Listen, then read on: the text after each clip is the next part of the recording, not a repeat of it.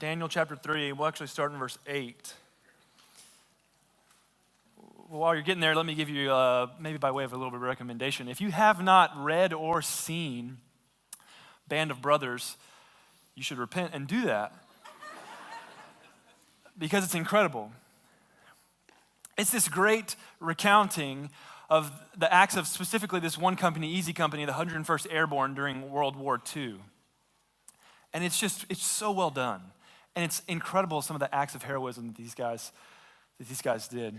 Specifically, there's just one scene, and I'm using the series.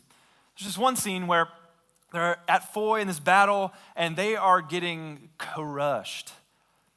And they're pinned down, and they're not advancing. The Germans are advancing. The Americans are not advancing. And like the commander of the battle for the Americans, Lieutenant Dyke, he is legitimately, this is how they picture it in the series, he's legitimately paralyzed in fear, leaning on a hay bale, I don't know what to do. Like his soldiers come in just like, hey man, should we do something? Because they're shooting at us. Like, should we keep going? Like, I don't know what to do here. We don't want to die out here. We just started this thing. Help us out. And he's like, I don't. So the Captain Winters is like, look, I got to do something else. And so he shouts over to another company, Lieutenant Spears, come here. And he comes over and he goes, hey, Spears, go over to Lieutenant Dyke. Tell him, hey, I'm replacing you because you're a terrible leader. And we're gonna, and then take them on into this battle. So Spears takes off running. And he runs up to Lieutenant Dyke and he looks him in the face and he says, hey, bro, you're out. I'm in. And he leads these guys into battle. And for the first time, they start to advance. They start to take ground. And they're moving forward, and they're moving forward into enemy territory, and they get behind this wall, and they get to this point where they need to get a message to their other company, which is on the other side of the enemy's ground, right? So it's like Americans, Germans, Americans. They're like, man, we really need to talk to them. Somebody get their cell phone out. They're like, we don't have those. It's World War II. Oh. It's like, cool, we'll get some kind of radio. They're like, we don't have those either. Awesome. That's not awesome. So Lieutenant Spears resolves, I don't have a radio, I don't have cell phones. I'll just run over there.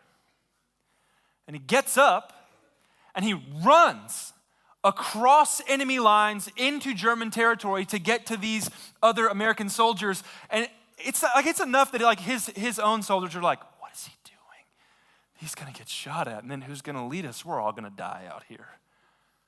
But even the Germans are like, is that guy American? Like, should we shoot him? I don't know.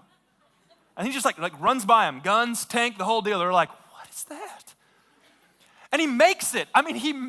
Hops over the wall, tells I Company like, hey, here's the message, here's the command that I was supposed to tell you. He tells them, and as if it's not enough, he then comes back over the wall and runs back through German territory. And this time they're like, you are American, maybe we should try to shoot you this time, because this is weird. He makes it back to his company. An unbelievable act of heroism. And there's this moment in the series where the camera cuts to his soldiers in E Company. And it's this expression of elation comes on their face. Of we finally have a leader who is leading us into victory. We finally have a leader who is for our best. We finally have a leader that's after our good. And it's almost as if they would express it this way.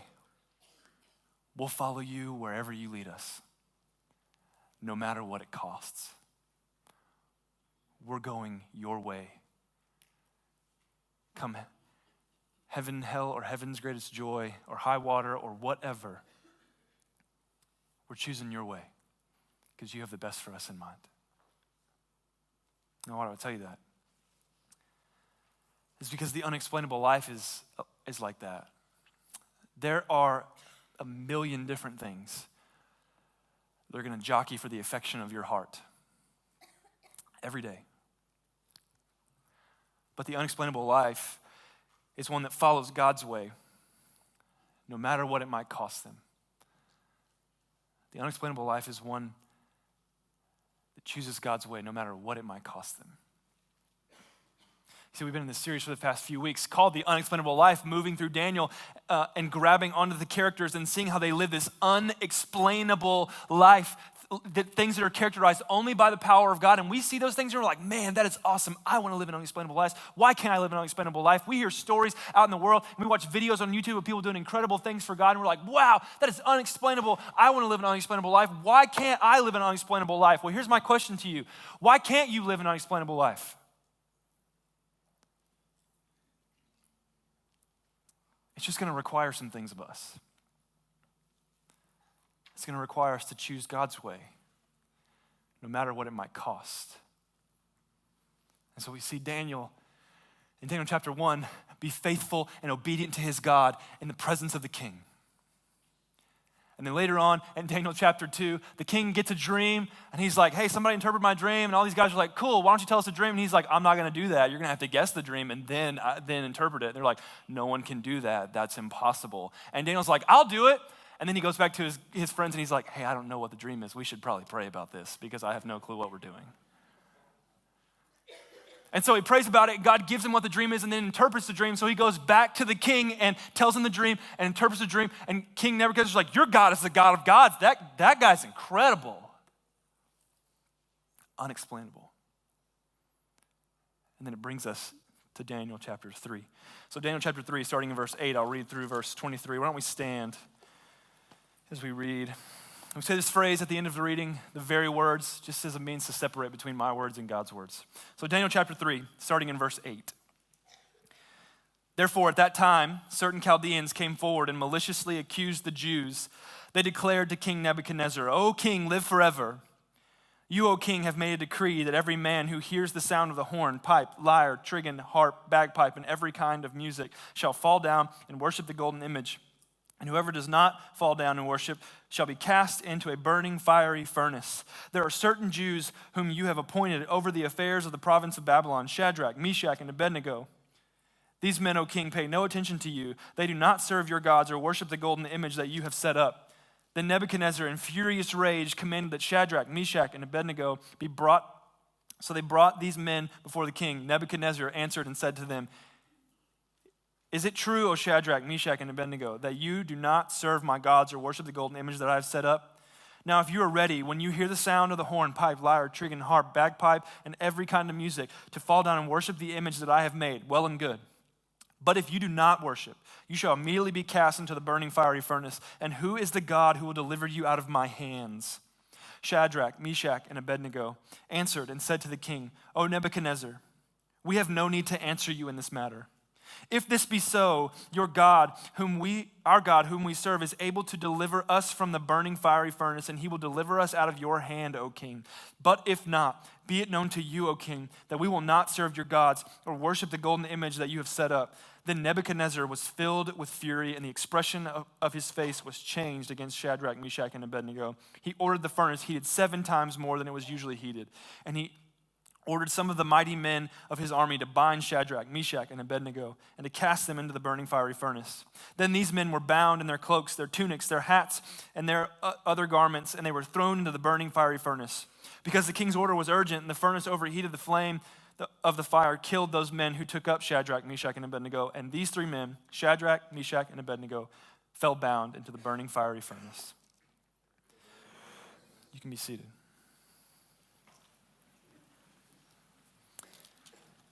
So if we back up into the first parts of chapter 3, we see that Nebuchadnezzar orders that a golden image be set up. That's kind of ironic because back in chapter 2, he had this dream about an image and the head was made of gold and it was talking about different kingdoms, right? It's kind of ironic to me that he's like, well, so our kingdom is the golden head. Well, let's just make a whole statue out of gold so we can represent my kingdom will never, ever end. And so he makes this statue and it's 90 foot tall, 9 feet wide. I mean, it's humongous. And he's like, hey, Harold, go out to all these people, gather everybody in here and tell them when the music plays, bow down and worship this thing.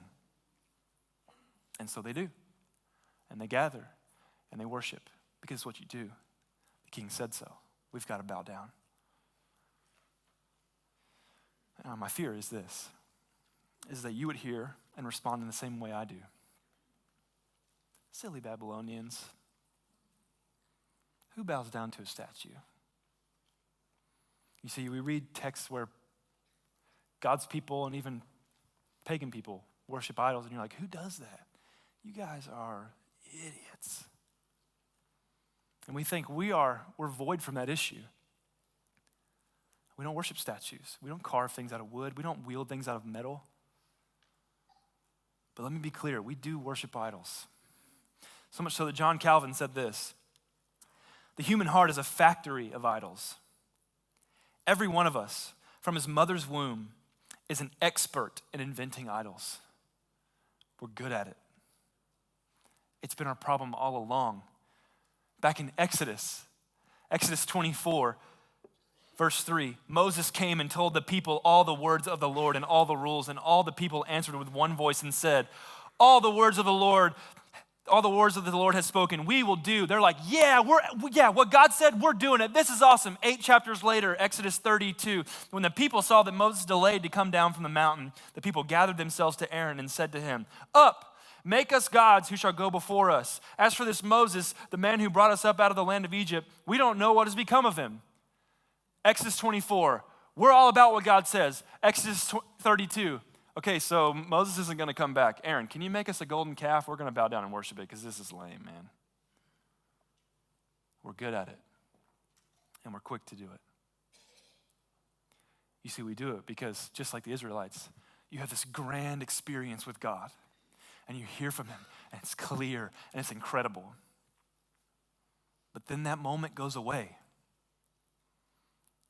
And in order to get it back, you start to do anything you can to manufacture that feeling again. And you will carve whatever image you have to and bow down to whatever it is that you have to in order to get that feeling again. And we form idols over and over and over again. Because we were made to worship. We were made to worship. Well, how do we know? How do we know what our idols are? How do we identify them? I think there's 4 questions we can ask to help us identify. The first one is this: what has your affection? What has your affection? What do you long for? What do you love? What do you say, I can't live without fill in the blank? What has your affection? Because if what has your affection is not God, you've found what you bow down and worship as an idol. What has your affection? The second thing, what has your attention? What has your attention? What do you find yourself thinking about the most? What do you wake up thinking about? What do you go to bed thinking about? What do you find yourself during the middle of the day drifting off thinking about, like, if I could just be, if I could just get, if I could just go? What has your attention? Because if it's not God, you found what you're bowing down to and worshiping as an idol. What has your attention? Third thing, what has your treasure? What has your treasure? Meaning, what has your money? Jesus said it like this in Matthew chapter 6, 19 through 21. Do not lay up for yourselves treasures on earth, where moth and rust destroy and where thieves break in and steal, but lay up for yourselves treasures in heaven, where neither moth or rust destroys and where thieves do not break in and steal. For where your treasure is, there your heart will be also. You see, Jesus reveals the same truth. Where you place your treasure, where you spend your treasure, where you give your treasure, your heart is there. You are revealing what your heart is affected toward by where your money goes. And so where's your treasure? And like, I'm not talking about amount. You're like, most of my money goes to bills and kids. I mean, these things are like vacuums. I'm not talking about amount. But I'm talking like when you sit down to make the budget, you've got the Excel spreadsheet, or maybe you like a Big Chief tablet, whatever it is that you do. Like, you didn't know I knew what a Big Chief tablet was. Come on. But you sit down to do the budget. What is the thing that you say, we'll kick this off, we'll kick this off, we'll kick this luxury off, but I refuse to get rid of this luxury. I refuse, because I can't live without it. And we'll keep spending money on it, no matter what I have to sacrifice. Because your heart is revealing where your treasure is. And where your treasure is revealing the God that you bow down and worship. Where's your treasure? The last thing is this. What has your time? What has your time? And again, I'm not talking about amount. You're like, my job has my time. I'm there 8 to 10 hours a day. I know. I'm not talking about amount. I'm talking about priority. What will you always make time for? What will you always shuffle the schedule around to get to? What will you shove everything out? What will you say, okay, sweetie, it's time to stop moving your mouth. It's mommy time. Like, whatever that is, I don't know. But what will you always make time for? Will you refuse to compromise for and sacrifice and shove out and leave on the back burner for? Because if it's not God and the things of God and pursuing what God is after, you found the idol that you bow down and worship. What has your time? What has your time? And so we've got to ask these questions to identify our idols. And maybe for some of you, you're even identifying some of those things that you bow down to now, and you're in this mode of saying, I don't want to do this. I don't want to bow down to idols. So Kade, how do I move away, tear them down, and move towards living this unexplainable life? Kade, I want to live an unexplainable life. Well, I think Daniel chapter 3 helps us out. Let's look at verse 8. Therefore, at that time, certain Chaldeans came forward and maliciously accused the Jews. They declared to King Nebuchadnezzar, O king, live forever. You, O king, have made a decree that every man who hears the sound of the horn, pipe, lyre, trigon, harp, bagpipe, and every kind of music shall fall down and worship the golden image. And whoever does not fall down and worship shall be cast into a burning, fiery furnace. So they come to the king and they're like, hey, I'm just going to let you know, like, you made this decree, right? Like, this is normal. Everybody here in the kingdom does it. If you're Babylonian or other, you have to do this. It's just what you do. It's normal here. Whether we think that you're God, whether we think that we're going to worship your gods or identify your gods, we have to do this because the king said so. It's what you do. If a new king comes in, he might give us new gods, and we bow down to those because it's just what you do. But they come and they tattle. Look at verse 12. There are certain Jews whom you have appointed over the affairs of the province of Babylon, Shadrach, Meshach, and Abednego. These men, O king, pay no attention to you.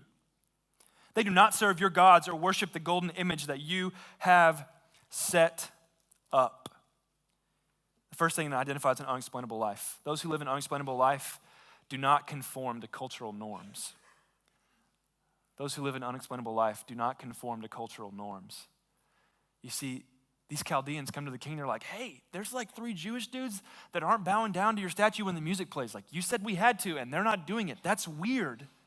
Like, this is just what you do. It's the cultural norm. You see, to not bow down to the statue is basically to say to the king, it's basically to look Nebuchadnezzar in the face and say, hey, I'm against you, just letting you know. I'm hostile to your kingdom. It would have been weird. But to live an unexplainable life is not to conform to cultural norms. And so they don't bow down. They don't bow down to the image. And it got me thinking, well, we don't have statues that people are telling us to bow down to. Like, nobody in our culture is like, hey, I made this thing, you better bow down or it's going to go bad for you. But there are cultural norms that we bow down to in the name of, it's just what we have to do, right? One of them is this. Maybe this is you. Maybe some of you have some wandering eyes, meaning this. Your eyes go to members of the opposite sex that aren't your spouse. Or maybe it's not even another human. Maybe it's to images on a screen. And you hear things like this. It's just boys being boys, right? It's just what men do. Listen to me. That's not normal. Just because culture says it's normal, it's not normal. Just because culture says like, oh, the old ball and chain, but you can look around, it's not normal. Just because culture says you can look at this stuff on the internet, it's not normal. Now listen to me, I'm not trying to give you guilt today. That's not what I'm doing. There's freedom at the cross of Jesus. Hear me say that. But don't buy the lie from culture that says, it's just what you do. It's just what boys do. It's just what guys do. It's just what girls do. Don't bow down to that cultural norm. Don't conform.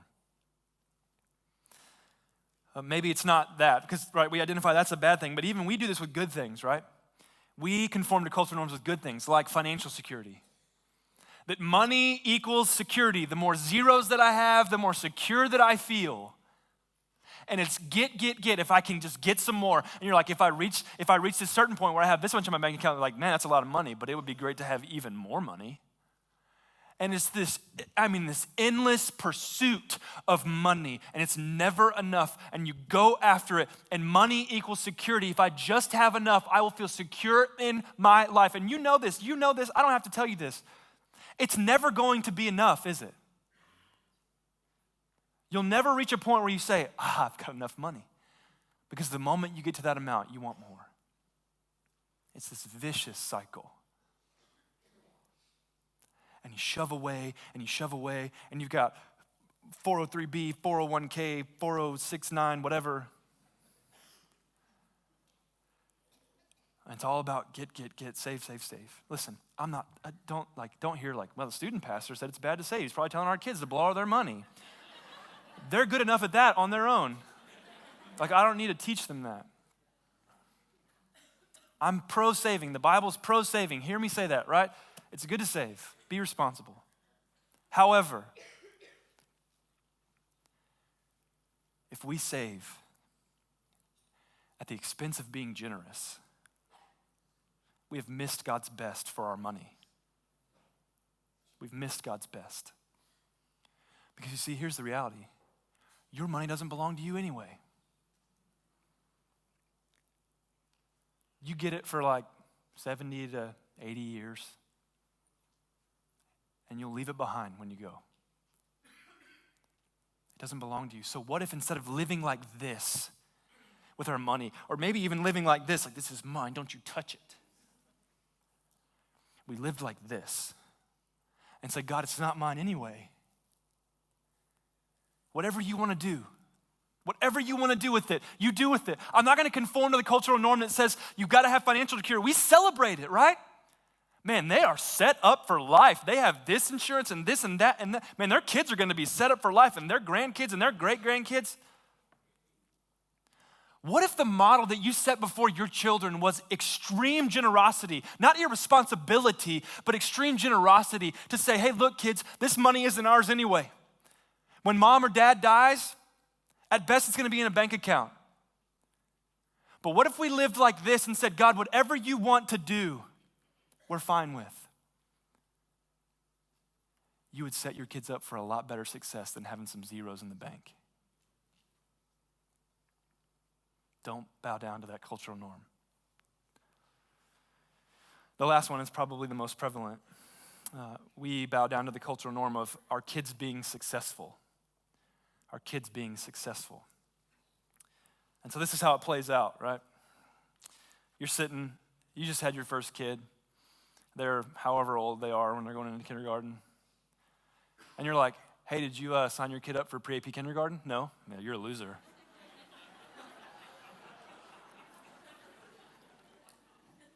And you laugh. But that's how it goes. It's like, oh, you're not on the select team. You're not on the travel team. You're not in 5 AP classes. You're not doing this. You're not doing SAT prep this. You're not going to the... And it's badges of honor that we wear. Because culture says, set your kids up for success. Give them every opportunity to succeed. And so, listen, I did that. God help my parents. Oh. But listen, we traveled the nation for me to play a game. And I played baseball all over the country. You know how many innings of baseball I played today? 0. And some of you are hauling your kids all over the country to play a game. Or some of you are sacrificing Sabbath principles and shaping your kids spiritually for the sake of an education. And I'm not saying those things are bad. But what are you teaching your kids? You're teaching them that success is money and achievement. And if you have time for it, you can go to church.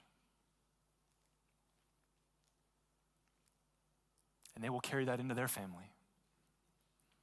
but maybe we should redefine success.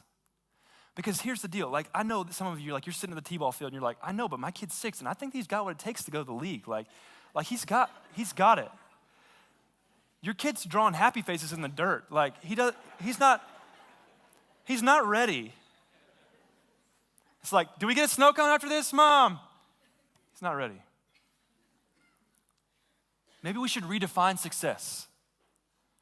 That success isn't if they go off and they go to Harvard and they make it to Major League this and go and do that.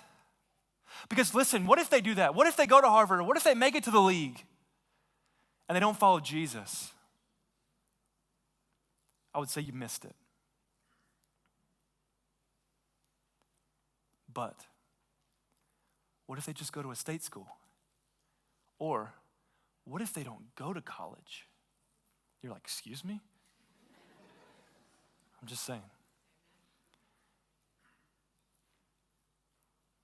And they live a fairly normal life as it goes.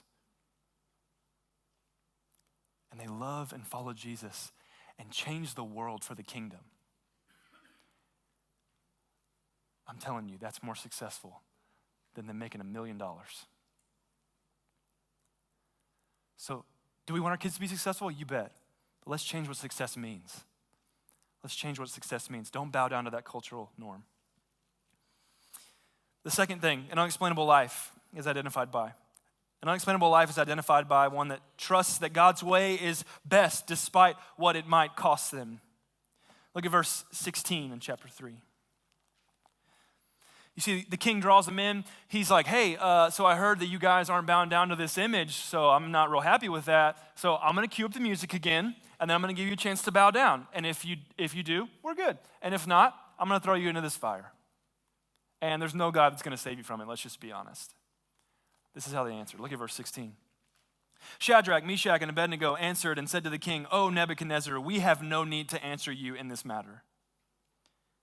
If this be so, our God whom we serve is able to deliver us from the burning fiery furnace, and he will deliver us out of your hand, O king. But if not, be it known to you, O king, that we will not serve your gods or worship the golden image that you have set up. They look the king in the face, and they say, hey, just going to let you know, we don't have to answer you, but we will. We're not going to bow. We're going to choose God's way. Because God's way is best.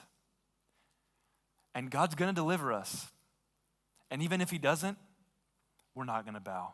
We'll follow him no matter what it costs us. So what's the way for them to follow?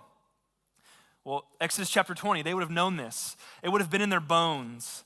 Exodus 24-6 says this, you shall not make for yourself a carved image or any likeness of anything that is in heaven above or that is in earth beneath or that is in the water under the earth. You shall not bow down to them or serve them. It sounds familiar to me. For I, the Lord, your God, am a jealous God, visiting the iniquity of the fathers on the children to the 3rd and 4th generation of those who hate me, but showing steadfast love to thousands of those who love me and keep my commandments. That would have been ingrained into the DNA of these 3 guys. And as soon as they built the image, they would have immediately thought, no idols. We're not going to bow. We're going to go God's way. We're going to go God's way, like Deuteronomy 6:4-5. Hear, O Israel. It says, listen to me, Israel. The Lord our God, the Lord is one. You shall love the Lord your God with all your heart, with all your soul, with all your might. It would have been in their bones. It would have been all over them. They would have said Shema every single day, and they would have stood before the king and say, we're going to go with this guy, the Lord our God. The Lord is one. There's no one like him. We're choosing his way no matter what it's going to cost. Well, what's it going to cost? Well, at the very least, it might cost them their position in government, right? Remember, they got promoted back in Daniel 1. These Jewish exile dudes in a Babylonian kingdom are like going up the ranks. So they're living a pretty swank life at this point.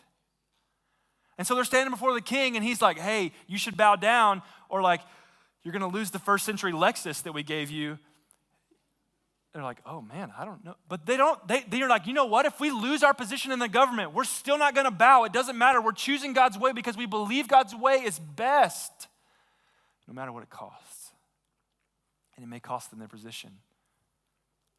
More than that, it may cost them their life because they are going to get shoved in the furnace. But they say, whatever it takes, we're going God's way. Shove us in the fire. Because God's either going to save us from it or he's going to save us through it. But either way, King, we're not bound down.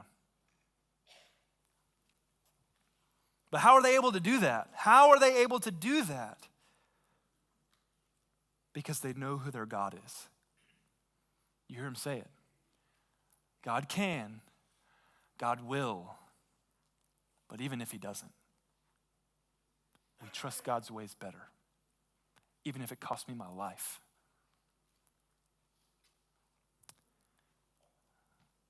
So what does that mean for us? What is God's way for us to trust? It's the same. It's Exodus 20. Don't bow down to a carved image. Don't make idols for yourselves to worship. It's Deuteronomy 6. Hear that the Lord our God, the Lord is one. Love the Lord your God with everything that you have. He is the one true God. That's the way to follow. But it's going to cost you. I'm telling you, it will cost you.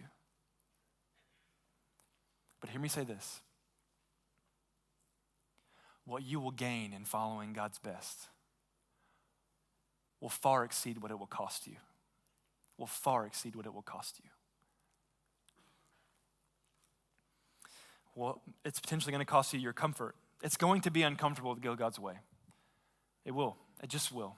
At some point in the game, you're going to have to say no to somebody. Like some of you in here are like, I don't like saying no because then people get disappointed and I feel bad for them. You're going to have to. You're going to have to go God's way, and it's going to be uncomfortable. Some of you, it will cost you your comfort to choose God's way because God's way is best. For others of you, it will cost you social status. It will cost you relationships. One group will go this way, and you will go the other because you're choosing God's way. You don't have to make a big deal about it, but it will split a relationship because you're trying to go after God's best, and it will cost you socially. You will get left out of certain groups. For some of you, it may cost you financially. It may cost you financially. What do I mean? Well, there's this scene, right, where this guy comes up to Jesus and he's like, hey, what do I have to do to inherit eternal life? Gives him some commands. He's like, great, I'm nailing those. He's like, cool, why don't you go and sell everything you own, then you can come follow me. He's like, never mind. For some of you, God may call you to something that radical. What if as you open your hands to God and you're saying, look, God, it's your money anyway. What if God says, okay, why don't you give 90% of it away and live on 10? You're like, I'm sorry, God say what?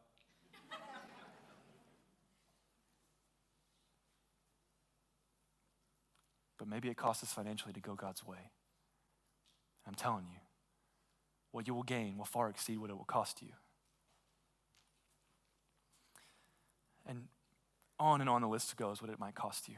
Well, Kade, how do we do this? Like, how do we look at what it might cost us and jump into it? How do we look at our friends and say, I'm going to have to choose God's way? Like, how do I look at my boss who's trying to get me to do something that lacks integrity, but I'm trying to go God's way, but I want to keep my job? Like, I don't know what to do here, Kade. What if our response was just like these three guys? God can, God will, and even if he doesn't, you see, it's just this expression of God is faithful to do whatever it is that God wants. God is going to take care of us. God is better than our current circumstance. So let's trust him. Let's trust him. He can, he will, and even if he doesn't. And the last question is, how do we know? How do we know that God is actually better? Here's how I know. We just read it. Because in our worst of states, God sent his son to come and live perfectly in our place. The life we were supposed to live but couldn't because of our sin. And then he died on the cross, the death that we were supposed to die. He bore the wrath of God on himself that was supposed to go toward us, but he took it on himself. You see, we serve a God who didn't just go into the fire with us. We serve a God who got into the fire for us.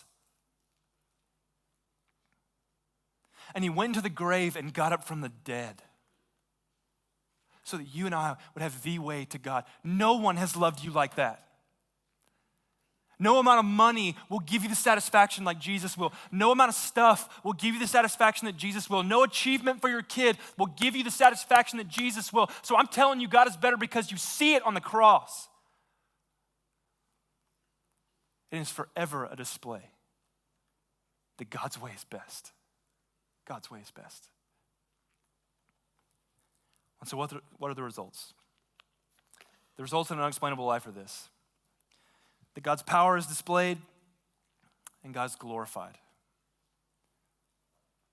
The scene will go on, and they get shoved in the furnace, and Nebuchadnezzar looks in there and he's like, wait, I thought I put 3 dudes in there. There are 4. This is crazy, and they're not being burned. Hey, you guys should come out of here. And they come out, and they aren't burned. They don't even smell like smoke.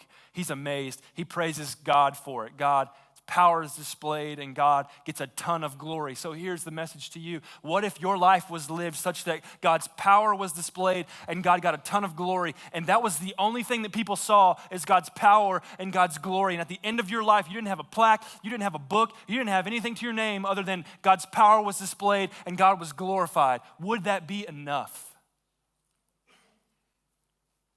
Because that's the unexplainable life. It's one that's marked by God's power and marked by God's glory.